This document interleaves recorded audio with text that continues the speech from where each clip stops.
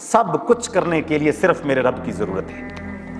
بے انتہا درود و سلام آمینہ کے لال پیکر حسن و جمال، سید القونین فخر الثقلین، شمس الضحیٰ بدر الدجا، سید البشر سید الانبیاء، سید المرسلین، امام اعظم بشر اعظم مرشد اعظم قائد اعظم رحمت للعالمین خاتم النبیین، صاحب القوثر صاحب مقام محمود، امامنا فی الدنیا و امامنا فی الآخرہ، امام الشیخین امام الحسن والحسین و امامنا فی الجنہ، جناب محمد الرسول اللہ صلی اللہ علیہ وآلہ واصحابہ وآل بیتہ اجمعین کی ذات اقدس پر اس انتہائی مختصر ترین نامکمل ترین اور میری کم علمی پر مبنی مختصر حمد و ثنا کے بعد آج کے خطبہ جمعہ کا انشاءاللہ تسلسل کے ساتھ موضوع ہوگا کہ فہم نماز کیا ہے۔ میں اللہ سے دعا کرتا ہوں اللہ سبحانہ و تعالی اس عظیم عبادت کو صحیح طور پر سمجھ کر ہمیں ادا کرنے کی توفیق نصیب فرمائے۔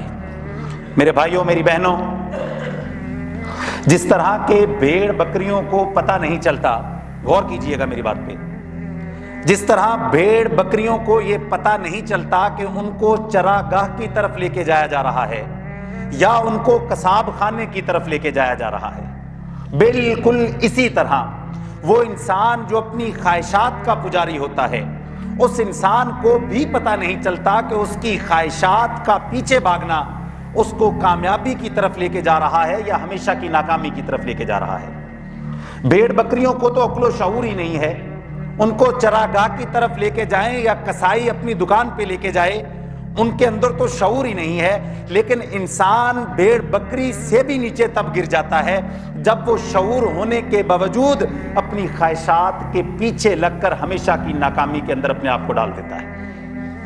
اور یاد رکھیے میرے بھائی، اللہ رب العزت نے انہی خواہشات کو کنٹرول کرنے کے لیے، انہی خواہشات کو ایک مقصد دینے کے لیے اللہ نے انسانیت کو ہدایت کا تحفہ دیا۔ یعنی ہدایت کا تحفہ جس انسان کے پاس ہوتا ہے وہی سمجھ سکتا ہے کہ میں نے زندگی کیسے گزارنی ہے۔ میں نے پچھلے خطبہ جمعہ کے اندر یہ بات بتائی تھی کہ اگر ایک قیمتی گاڑی انسان کے پاس موجود ہے لیکن اس کو چلانے کی ہدایت اس کے پاس نہیں ہے تو وہ گاڑی اس کی بھی جان لے گی اور اس کے گھر والوں کی بھی جان لے گی۔ ایک دوائی کے اندر شفا ہے، لیکن اگر اس دوائی کو کھانے کی ہدایت موجود نہیں ہے تو انسان ایک ہی بار زیادہ دوائی کھا کر وہ دوائی بجائے کہ شفا دے موت کا سامان بن جائے گی۔ تو ہدایت میرے بھائیوں اس کائنات پر سب سے بڑا تحفہ ہے۔ اس زمین کے سینے پر اس سے بہتر چیز اللہ نے پیدا ہی کوئی نہیں کی کہ اللہ تعالیٰ کسی انسان کو ہدایت دے دے۔ یہاں پر غور کیجئے گا، ہمارے معاشرے میں ایک اور بہت بڑا فکری تضاد جو پایا جاتا ہے وہ یہ ہے کہ علم اور ہدایت کو ایک ہی چیز سمجھی جاتی ہے کہ ایک بندے کے پاس علم زیادہ ہے، وہ یہ بندہ یہ سمجھتا ہے کہ میرے پاس ہدایت بھی زیادہ ہے۔ اور یہ بہت بڑا مسئلہ بن چکا ہے۔ اگر کوئی آدمی گریجویشن کر لے، پوسٹ ڈاکٹریٹ کر لے، پی ایچ ڈی کر لے یا کوئی بھی اچھی ڈگری کر لے تو وہ بندہ یہ سمجھنے لگ پڑتا ہے کہ اب مجھے کسی بھی بات کی ضرورت ہے۔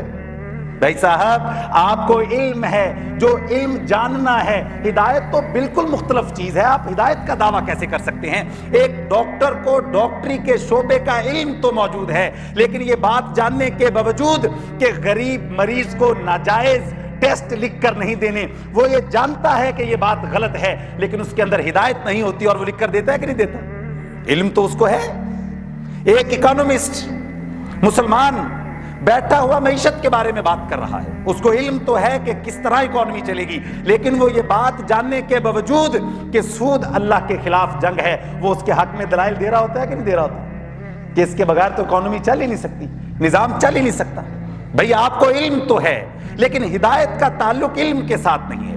آپ علم کو اون کر سکتے ہیں، آپ نے ایک بار سیکھ لیا 50 + 50 کتنا ہے، ساری زندگی آپ کو پتا ہے، یا آپ کو علم حاصل ہو گیا، لیکن ہدایت کا تعلق اس جاننے کے ساتھ نہیں ہے۔ ہدایت تو میرے بھائیوں دل کا معاملہ ہے، اس کا تعلق تو دل کے ساتھ ہے کہ آپ کسی بات کو سن لیں اپنے دل کے ساتھ۔ غور کیجئے اس بات پر، ہدایت کا مطلب یہ ہوتا ہے کہ آپ کسی کی بات کو اپنے دل کے ساتھ سن لیں، پھر آپ اپنے دل کے ساتھ مان لیں، پھر آپ اپنے دل کو تسلیم خم کر دیں، پھر اس کے بعد آپ اس کے اوپر پورا یقین کریں اور اس کے بعد آپ اپنے عمل سے اس کا اظہار کریں۔ اس کو ہدایت کہا جاتا ہے۔ اس کا تعلق جاننے کے ساتھ بالکل نہیں ہے۔ آج ہمارے معاشرے میں یہ بہت بڑا مسئلہ ہے کہ جس بندے سے بات کریں وہ بندہ کہتا ہے جی مجھے تو اس بات کا پتا ہے. بھائی آپ کو پتا تو ہے لیکن آپ کا دل نہیں بدلا. آپ معاشرے میں دیکھیں ہر بندے کو پتا ہے نماز پڑھنی چاہیے. کس کو نہیں پتا نماز نہیں پڑھنی چاہیے؟ لیکن کتنے لوگ پڑھتے ہیں؟ 2% سے زیادہ لوگ نماز نہیں پڑھتے. آپ سب کو پتا ہے, ہم سب کو پتا ہے کہ جھوٹ ہے نہیں بولنا چاہیے, لیکن اس بات کی ہدایت ہمارے اندر موجود نہیں ہے. یہی سارے مسائل کی جڑ ہے. ہم جانتے ہیں, ہمیں علم موجود ہے, لیکن ہدایت نہیں ہے. اور اللہ کا قرآن کہتا ہے من یہد اللہ فہو المہتد. اے میرے محبوب پیغمبر یہ اعلان کیجئے کہ ہدایت علم کے ساتھ نہیں آئے گی. میں بادشاہوں کا بادشاہ جس کا چاہے دل بدل دوں. اور یاد رکھیے میرے بھائیوں, اسی لیے کائنات کے امام نے فرمایا ایک دور ایسا آئے گا کہ صبح کے وقت ایک ایمان والا ہوگا اور شام کے وقت وہی کافر بن جائے گا. شام کے وقت وہ ایمان والا ہوگا, صبح کے وقت وہ کافر ہوگا. کیوں؟ رات کو وہ ہدایت پر تھا لیکن صبح کو ہدایت پر نہیں تھا. اسی لیے اللہ نے ہر 2-4 گھنٹوں کے بعد ہر رکعت کے اندر ہمیں اہدنا اہدنا اس کو مانگنے کا حکم دیا ہے. اور پھر رات کی آخری نماز جو وتر کی نماز ہے اس کے اندر اللہ نے کہا اس بات کو پکار کر کہو اللہم اہدنی فی من ہدیت. اے اللہ مجھے ہدایت دے کر ہدایت والوں میں شامل فرما دیجیے. پھر اللہ تعالیٰ ہر جمعے کے اندر جو ہم پڑھتے ہیں سبح اسم ربک الاعلی الذی خلق فسوی والذی قدر فہدی, اللہ اپنا تعارف کرواتے ہیں, اے میرے آدم, اے میرے بیٹے, ہم نے تجھے ہدایت بخشی ہے. تو میرے بھائیو یہ ہدایت سب سے قیمتی چیز ہے. یہ ہر چند گھنٹوں کے بعد بار بار مانگنے کا حکم ہے. اور یاد رکھیں میرے بھائیو یہ ہدایت کوئی کسی کو نہیں دے سکتا. آپ غور کرتے ہیں اس بات کے اوپر, انسان اپنے بچے کو سمجھاتا ہے لیکن وہ بات کو, آپ ایک شرابی کو اس بات کو 1000 بار بھی سمجھا لیں کہ شراب نہیں بیچنی چاہیے لیکن وہ بیچنے سے نہیں رکتا, کیونکہ یہ دل کا معاملہ ہے اور دل اللہ کے ہاں ہے. اور یاد رکھیں میرے بھائیو ایک تو لوگوں کا گروہ وہ ہوتا ہے جو بات سنتا ہی نہیں ہے. وہ کہتا ہے بھائی مجھے سب پتا ہے. جو میں نے پہلے بتایا کہ وہ جن کو تھوڑا بہت دنیا کا علم حاصل کر لیتے ہیں وہ سمجھتے ہیں میرے اندر اب بہتری کی گنجائش, میں جو حاصل کرنا تھا میں نے کر لیا. ایک تو وہ والا گروہ ہے سنتا ہی نہیں ہے. اور ایک دوسرا گروہ بھی ہے جو سنتا ہے پر مانتا نہیں ہے. آپ جو بات بھی کریں گے جی آپ ٹھیک کہہ رہے ہیں, ہونا تو ایسے ہی چاہیے. تو پھر بھائی کر کیوں نہیں رہے ہو؟ اللہ کا قرآن کہتا ہے تکاد تمیض من الغیظ کلما القی فیہا فوج سألہم خزنتها الم یاتکم نذیر. جب قیامت کے دن اہل جہنم کے اندر ڈالے جائیں گے تو جہنم کے داروغے ان بدبختوں سے ایک سوال کریں گے الم یاتکم نذیر. اللہ کا قرآن کہتا ہے وہ سوال کریں گے کیا تمہیں کوئی ڈرانے والا نہیں آیا تھا, تمہیں کوئی سمجھانے والا نہیں آیا تھا, تم نے کبھی بھی اپنے کانوں کے ساتھ نہیں سنا تھا کہ اپنی زندگی کو اللہ کے احکامات کے مطابق گزارنا ہے. اللہ کا قرآن اس منظر کشی کو بیان کرتا ہے. اللہ کی قسم سوچئے ذرا اس بات کو, کتنی نزاکت اور باریکی سے اللہ اس بات کو بیان کر رہے ہیں. قالوا بلا قد جاءنا نذیر فکذبنا وقلنا ما نزل اللہ من شیء ان انتم الا فی ضلال کبیر. وہ کہے کہ ہاں ڈرانے والا تو آیا تھا, آیا ضرور تھا, ہم انکار نہیں کر سکتے کیونکہ ہم نے اپنی جیتی جاگتی آنکھوں سے پڑھا, ہم نے کانوں سے سنا. وَقَالُوا لَوْ كُنَّا نَسْمَعُ أَوْ نَعْقِلُ مَا كُنَّا فِي أَصْحَابِ السَّعِيرِ. لیکن کاش ہم اس کی بات کو سن لیتے اور سمجھ لیتے اور اس پر عمل کر لیتے.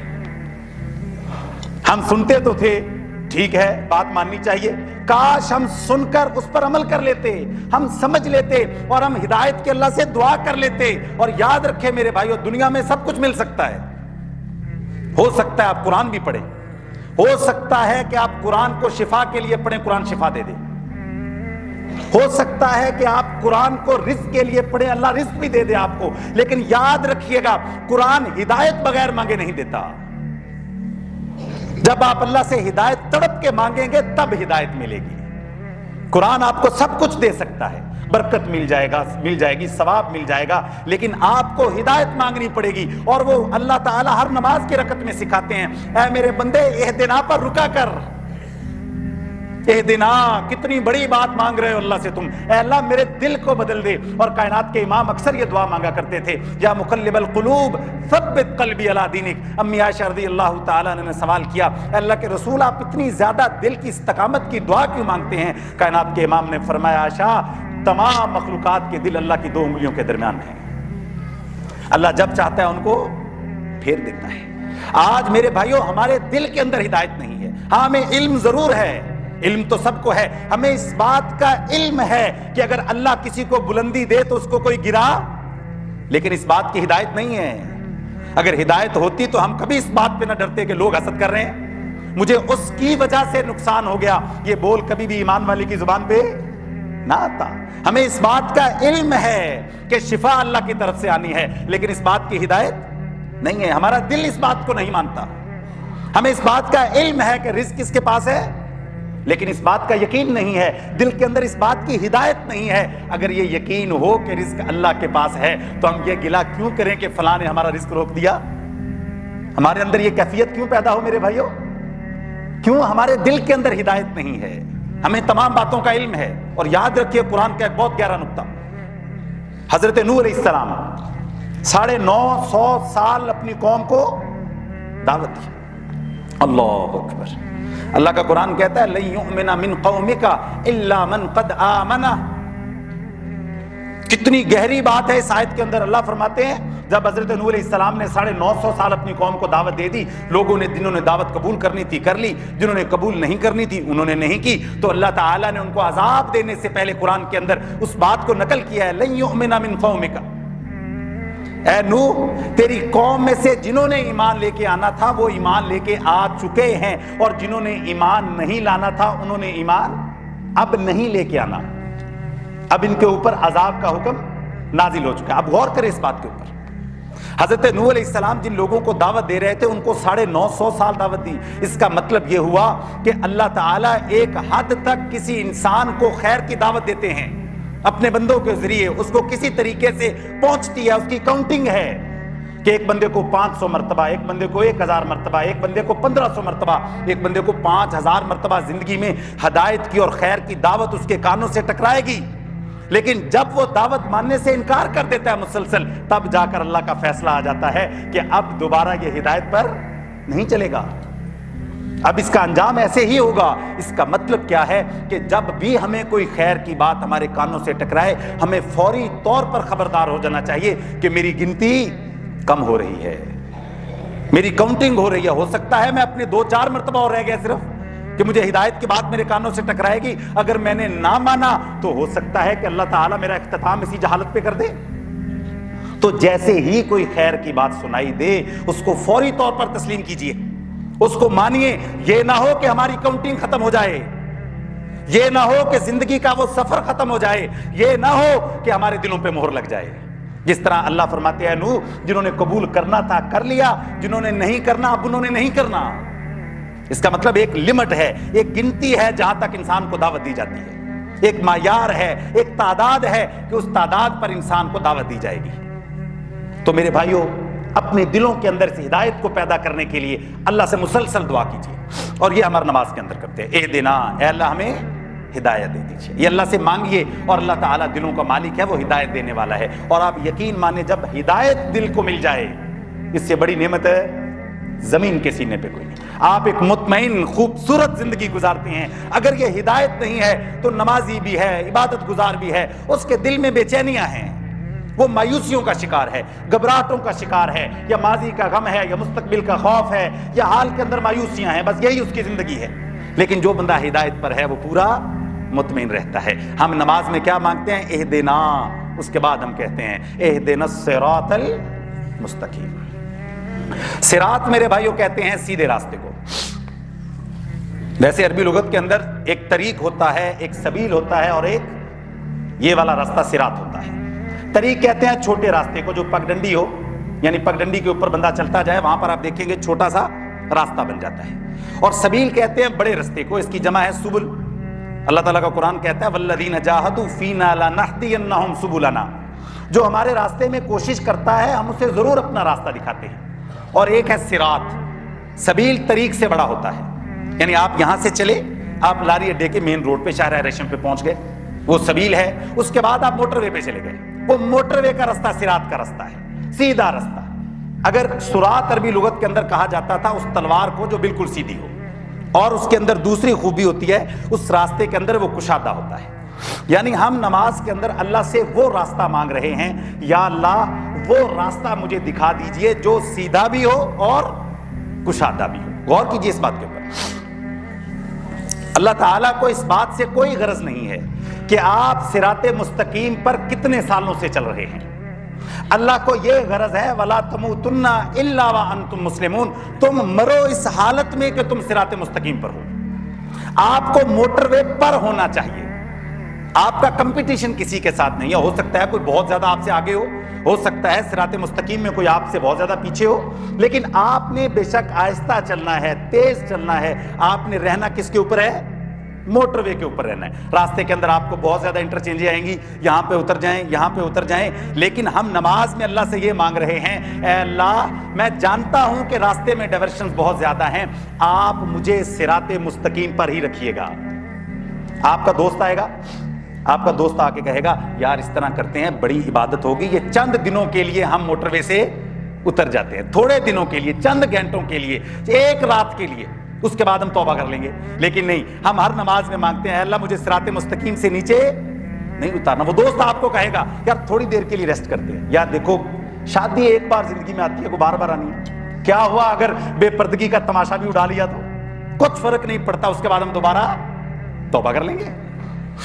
اس کا مطلب ہے وہ صراط مستقیم پر بندہ تھا ہی نہیں، اس نے کبھی مانگا ہی نہیں اللہ سے۔ تو صراط میرے بھائی اس راستے کو کہتے ہیں جو سیدھا ہو، اور مستقیم قامہ سے ہے۔ قامہ قیام، ہم کھڑے ہوتے ہیں، اسی سے استقامت کا پہاڑ بھی کہتے ہیں لوگ، یار وہ بندہ استقامت کا پہاڑ ہے، یعنی ہم صراط سیدھا ہوا اور مستقیم جو رستہ اوپر کی طرف جاتا ہے۔ غور کیجئے، ہم نماز میں کہتے ہیں اہدنا الصراط المستقیم، اے اللہ مجھے وہ والا راستہ دکھا دیجئے جو سیدھا بھی ہو اور وہ اوپر آپ کی طرف جاتا بھی ہو۔ اللہ اکبر، صراط سیدھا بھی ہو اور مستقیم آپ کی طرف جاتا ہو۔ اب یہ بھی بڑی غور طلب بات ہے کہ وہ راستہ جو سیدھا بھی ہو اور اوپر کو ڈائریکٹ چڑھتا ہو، اس پر چڑھنا آسان ہے کہ مشکل ہے؟ یعنی آپ کو اگر یہ کہا جائے ایک تو آپ نے سیدھا رستہ طے کرنا ہے، ٹھیک ہے، اور اگر ایک رسی لٹکا دی جائے آسمان سے نیچے کی طرف اور انسان کو کہا جائے یہاں سے آپ نے آسمان تک سیدھا اوپر چڑھنا ہے، تو کیا آسان ہے کہ مشکل ہے؟ بہت زیادہ مشکل ہے، ہمارے بس کی بات ہی نہیں ہے۔ تو ہم اللہ سے مانگ رہے ہیں اے اللہ وہ راستہ دکھا دیجئے جو سیدھا بھی ہو اور آپ کی طرف بھی جاتا ہو، اور ساتھ ہی ہم کہہ دیتے ہیں صراط الذین انعمت علیہم۔ انعمت کا مطلب ہوتا ہے آسانی پیدا کر دینا، یا اللہ اس طرح اس راستے پر چڑھا دیجئے جس طرح آپ نے پہلے والوں کے لیے اس راستے کو آسان کر دیا تھا۔ یعنی یہ راستہ ہے مشکل، میں نہیں چڑھ سکتا، اے اللہ آپ نے جیسے پہلے والوں کے لیے اس راستے کو آسان کیا تھا صراط الذین انعمت علیہم، اے اللہ ویسے میرے اوپر بھی انعام کر دیجئے، میرے لیے بھی آسانی دے دیجئے اور مجھے بھی اس راستے پر چڑھا دیجئے۔ غور کیجئے کتنی بڑی بات ہم اللہ سے کرتے ہیں۔ اور یہاں پر ایک اور نقطہ بھی ہے، اور ہاں اس کے اندر سے جب راستہ اوپر ہو تو اوپر جب انسان چڑھتا چلا جاتا ہے تو اس کے گرنے کے امکانات بھی زیادہ ہوتے ہیں۔ یعنی آپ جتنا اونچا چلے جا رہے ہیں آپ کے گرنے کے امکانات زیادہ ہیں۔ اور اس کے ساتھ ساتھ ایک اور بات بھی ہے میرے بھائیوں، غور کیجئے اللہ کی قسم کتنی خوبصورت بات ہے جو اسی اہدنا الصراط المستقیم کے اندر ہے۔ یعنی انسان جیسے جیسے زمین سے اوپر چڑھتا ہے اس کا ویژن بڑھتا ہے کہ کم ہوتا ہے؟ چیزیں زیادہ نظر آتی ہیں کہ تھوڑی نظر آتی ہیں؟ یعنی آپ میں اور ابھی یہاں پر ہیں، ہمیں اس کمرے سے باہر کچھ بھی نظر ہے، لیکن اگر میں چھت پہ چڑھ جاؤں تو آس پاس کے گھر نظر آئیں گے، اور اگر میں 100 کلومیٹر اوپر چلا جاؤں یا 100 میٹر اوپر چلا جاؤں تو ساری زمین مجھے نظر آئے گی۔ تو حقیقت میں جو انسان صراط مستقیم پر ہوتا ہے نا اس کا ویژن زیادہ ہوتا ہے، وہ چیزوں کو زیادہ گہرائی سے دیکھ رہا ہوتا ہے۔ اور جو دنیا پر ہوتے ہیں نا، جو 5 سے 10 10 سے 20 مرلے والے ہوتے ہیں، انہیں ان کی باتیں اس کی باتیں سمجھ نہیں آ رہی ہوتی۔ وہ کہتے ہیں یار ہمیں تو کچھ نظر نہیں آ رہا، ہمیں تو یہ لگتا ہے کہ دنیا میں بڑا نام بنا جاؤ، اور وہ تو صراط مستقیم پر اوپر چڑھ گیا ہے، اسے نظر آ رہا ہے کہ دنیا کی حقیقت کچھ نہیں ہے۔ اس کے دوست بدل جاتے ہیں، اس کی کمیونٹی بدل جاتی ہے، وہ جو باتیں کرتا ہے اس کے دوستوں کو سمجھ نہیں آتی۔ وہ مجلس میں بیٹھے نا، آپ مجلس میں بیٹھ کے بات کریں نا سیاست کے بارے میں تو سارے لوگ آپ کے ساتھ کہیں گے یار بندہ بڑا سمجھدار ہے۔ آپ اکانومی پہ بات کریں، آپ فیشن پہ بات کریں، بزنس پہ بات کریں، آپ میوزک پہ بات کریں تو مجلس کتنے گھنٹے چلے گی؟ ساری رات چلتی رہتی۔ لیکن جیسے ہی آپ کوئی دین کی بات سٹارٹ کریں گے یار بورنگ ہو گیا بندہ، یار اسے آپ مجلس کے آداب کا نہیں پتا، بورنگ ہو گیا بندہ، اس کو کسی بھی چیز کا پتا، یار اب بس بات چلتے ہیں جی، گھروں کو چلتے ہیں۔ وہ مجلس ان لوگوں کے نزدیک کیا ہو جاتی ہے؟ بورنگ ہو جاتی ہے، کیونکہ وہ بات ان کو سمجھ نہیں آ رہی۔ یہ دین کی بات ہے، یہ ہمیشہ کی کامیابی کی بات ہے۔ آپ غور کیجئے اس بات کے اوپر، دوستوں کی مجلس ان لوگوں کی بدل جاتی ہے کیونکہ وہ لوگ صراط مستقیم پہ نہیں ہوتے. وہ بیچارے نیچے ہی بیٹھے ہوئے ہیں. ہاں نیچے کی باتیں کرتے رہو, ان کو ساری سمجھ لگے گی. ساری رات کرتے رہو, ساری رات گپے ماریں گے. لیکن جیسے ہی آپ ان سے صراط مستقیم کی بات کریں گے, ہمیشہ کی زندگی میں ہمیشہ کی کامیابی کی بات کریں گے, انہیں سمجھ نہیں لگتی, بور ہوتے ہیں لوگ. کر کے دیکھ لیجئے. تو صراط مستقیم کے اوپر چلنے والے بندے کا ویژن بڑا ہوتا ہے, وہ بڑی بات کرتا ہے, کیونکہ اسے زیادہ چیزیں نظر آ رہی ہوتی ہیں. اور دوسرے لوگ جو دنیا کی باتیں کرتے ہیں, زمین کے اوپر ہی ہیں, اوپر کبھی چڑھے ہی نہیں ہیں, ان کے نزدیک اس کی باتیں عجیب سی ہوتی ہیں. اسی لیے صراط مستقیم پر چلنے والوں کی کمیونٹی بدل جاتی ہے, ان کے دوست بدل جاتے ہیں. اسی لیے کائنات کے امام نے فرمایا المرء علی دین خلیلہ, آدمی اپنے دوست کے دین پر ہوتا ہے. آپ کسی دنیا دار کے ساتھ بیٹھیں, آپ کو رات کو سوائے مایوسی کے کچھ نہیں ملے گا. نوٹ کر لیجئے اس بات کو. اس کی بات جو ہے وہ دکان سے شروع ہو کر, گاڑی سے شروع ہو کر پلاٹ پر ختم ہو جائے گی. فلاں اتنا کامیاب ہو گیا, فلاں اتنا, بندہ کہے گا میں تو مر ہی گیا, میرا تو رہنے کا حق ہی نہیں ہے, مجھے مر ہی جانا چاہیے. زندگی تو یہ جی رہے ہیں جن کے کاروبار ہیں, کیونکہ اس کی بات ہی بیچارے کی اتنی ہے, وہ چھوٹے ذہن کا مالک ہے. وہ چھوٹی دکان سے مکان اور گاڑی, پراپرٹی, پلاٹ, تعلیم, بچوں کے نوکریاں, کاروبار, بس یہی اس کی زندگی ہے. اور باتیں ادھر سے شروع ہو کر ادھر ہی ختم ہوں گی اس کی. وہ کبھی یہ بات نہیں کرے گا ہم پل صراط سے کیسے گزریں گے. وہ کبھی یہ بات نہیں کرے گا 50,000 سال کے دن کے لیے کیا سامان ہے. وہ کبھی یہ بات نہیں کرے گا اگر آج دھڑکتا ہوا دل بند ہو گیا میں کیا کروں گا. وہ کبھی یہ بات نہیں کرے گا اگر آج میرا جنازہ ہوا میں رات کو اللہ کے حضور کیا جواب دوں گا. وہ کبھی یہ بات نہیں کرے گا کیا تیرے بیٹوں نے تہجد کی نماز پڑھی. وہ کبھی یہ سوال نہیں کرے گا کیا تجھے قرآن ترجمے سے آتا ہے. یہ سوال ہی نہیں ہوگا. اور نہ ہی ہماری وہ مجلس ہے, نہ ہی ہماری وہ کمیونٹی ہے. اسی وجہ سے نہ وہ صراط مستقیم پہ, نام صراط مستقیم پہ. تو ہم کہتے ہیں اللہ یہ مشکل راستہ ہے اوپر چڑھنے والا, میں نہیں چڑھ سکتا. صراط الذین انعمت علیہم. یہاں پر ایک اور بڑا پیارا نقطہ ہے. یہاں پر اللہ نے یہ نہیں کہا ان لوگوں کا راستہ جن پر تو انعام کر رہا ہے, یا ان لوگوں کا راستہ جن پر تو انعام کرے گا. ایسی کوئی بات بھی نہیں, یہ ماضی کا صیغہ ہے. یا اللہ ان لوگوں کا راستہ جن پر تو نے انعام کیا, یعنی وہ لوگ جن پر انعام ہو چکا ہے وہ گزر چکے ہیں. اب ہم نے ان لوگوں کی پیروی کرنی ہے. یہاں سے ایک بہت بڑی بات پتہ چلتی ہے کہ ابھی جتنے بھی ہم زندہ ہیں ہم یہ نہیں کہہ سکتے کہ یہ بندہ 100% ہدایت یافتہ ہے. یہ پیری مریدی کا تصور جو ہمارے ہے, ہم ان کے پیچھے بیعت کر کے پیچھے لگ جاتے ہیں. اب جو پیر صاحب کہیں گے وہی سچ ہے, جو میرے بزرگ صاحب کہیں گے وہی سب ہے, جو خطیب صاحب کہیں گے وہی سچ ہے. نہیں, اللہ کے نبی نے فرمایا انما الاعمال بالخواتیم, اعمال کا دار و مدار تو خاتموں پر ہے. ہاں ہم ایک دوسرے سے فائدہ لے سکتے ہیں, استفادہ کر سکتے ہیں, ایک دوسرے سے نصیحت لے سکتے ہیں, علم حاصل کر سکتے ہیں, لیکن ہم یہ گارنٹی نہیں دے سکتے کہ یہ 100% ہدایت پر ہے. آپ دیکھتے نہیں کہ 60 سال کی عمر میں بوڑھا کوئی گناہ کر جاتا ہے. آپ دیکھتے نہیں کہ کتنے کتنے بارش لوگ اپنی بیٹی کی وراثت کھا جاتے ہیں. آپ دیکھتے نہیں کہ ساری زندگی نماز پڑھنے والا سود بھی کھاتا رہتا ہے ساتھ ساتھ. تو ہدایت کے لیے ہم کسی کو سرٹیفکیٹ نہیں دے سکتے. ہاں ہم امید کر سکتے ہیں, ہم دعا کر سکتے ہیں اے اللہ ہمارے اس بھائی کو ہدایت دے دے, اور یہ بھی دعا کر سکتے ہیں ربنا لا تزغ قلوبنا بعد اذ ہدیتنا, اے اللہ ہدایت کے بعد میرے دل کو مت بدلیے. یاد رکھیے میرے بھائیو, جتنے بھی لوگ زندہ ہیں ان کے لیے ہدایت کی دعا کی جا سکتی ہے, ان سے استفادہ کیا جا سکتا ہے, لیکن یہ ان کو مکمل طور پہ فالو نہیں کیا جا سکتا. یہی بہت بڑا بگاڑ ہے. جو جس جماعت کے ساتھ تعلق رکھتا ہے وہ کہتا ہے میری جماعت کا امیر غلطی سے پاک ہے. اس کے لیڈر کے بارے میں کوئی بات کریں وہ برداشت نہیں کرتا. مذہبی لیڈر ہو پھر تو بالکل ہی برداشت نہیں کرتا, پھر تو جان کے لالے پڑ جاتے ہیں کہ اب تو لگتا ہے شہادت کا رتبہ مجھے یہ دے گا کہ میرے لیڈر کے بارے میں بات کی.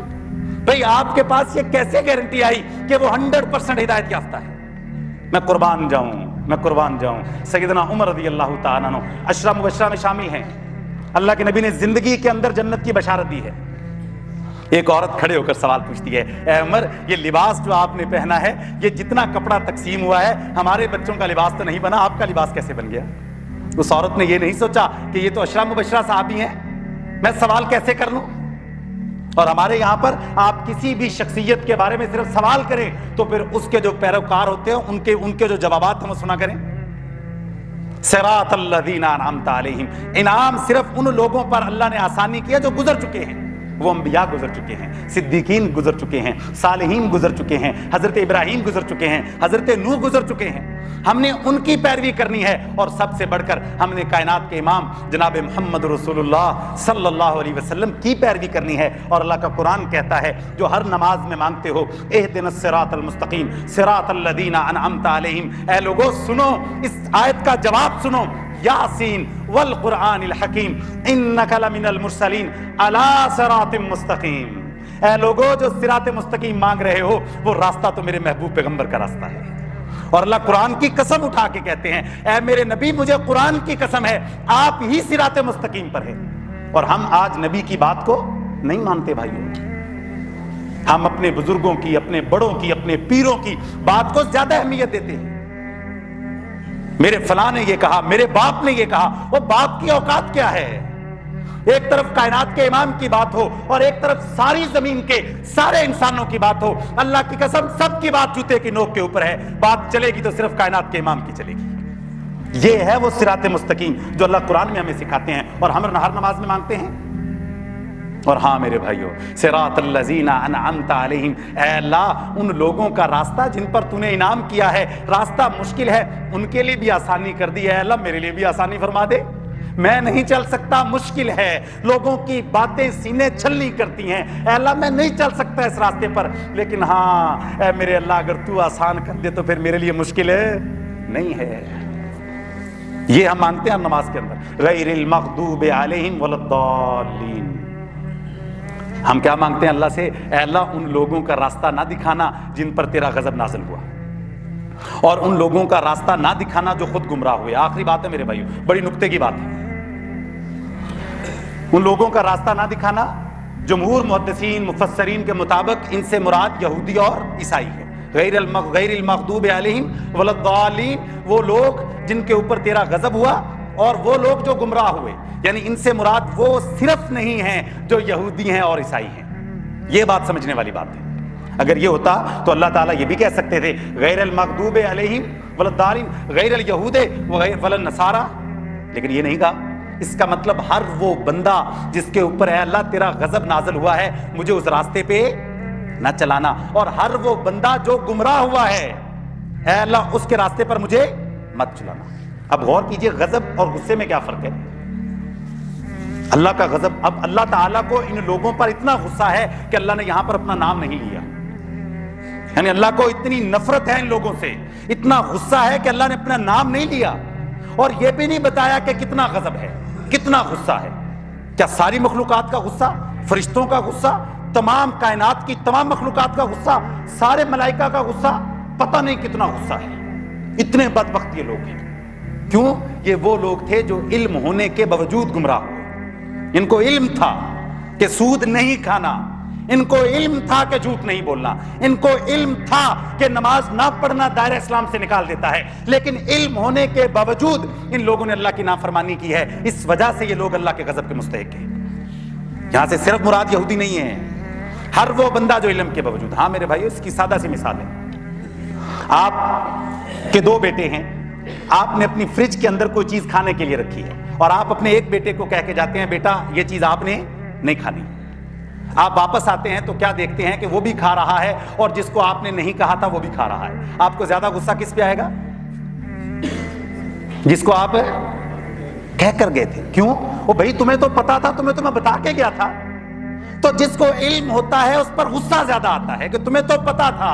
تو اللہ کا قرآن کہتا ہے لوگو تم ہر نماز میں یہ کہتے ہو کہ یا اللہ ہمیں مغضوب علیہم نہ بنانا، تو تمہیں پتا تو ہے کہ جھوٹے پہ لعنت ہے، پھر جھوٹ کیوں بولتے ہو؟ تمہیں پتا ہے کسی کا مال نہیں کھانا، پھر کیوں کھاتے ہو؟ تمہیں پتا ہے وراثت میں حصہ دینا ہے، پھر کیوں نہیں دیتے ہو؟ تمہیں پتا ہے جھوٹے وعدے نہیں کرنے، پھر لوگوں کے پیسے دینے کے لیے کیوں جھوٹے وعدے کرتے ہو؟ تم مغضوب ہو، تمہیں علم ہے، لیکن تم اس کے باوجود گمراہ ہو رہے ہو. اور یہ لوگ سب سے زیادہ اللہ کے غضب کے مستحق ہیں. اور پھر آگے انسان کہتا ہے یہ ہم ہر سورۃ الفاتحہ میں مانگتے ہیں، اے اللہ مجھے ایسا نہ بنانا، اور ہم خود ایسے ہی ہوتے ہیں. اور ہم کہتے ہیں ولضالین، دال کہتے ہیں وہ بندہ جو علم نہ ہونے کے باوجود گمراہ ہو گیا. علم نہیں ہے اور گمراہ ہو گیا. یعنی میں یا کوئی بھی آدمی ایک جگہ پہ جاتا ہے، اسے راستے کا نہیں پتا، وہ راستہ پتہ نہ ہونے کی وجہ سے گمراہ ہو گیا، یعنی اس کے پاس علم نہیں تھا۔ پہلے والوں کے پاس کیا تھا؟ علم تھا، وہ گمراہ ہو گئے۔ اور ضالین وہ والا گروہ ہے جن کے پاس علم نہیں ہوتا، اور یہ بھی ہمارے معاشرے کا بہت بڑا مسئلہ ہے۔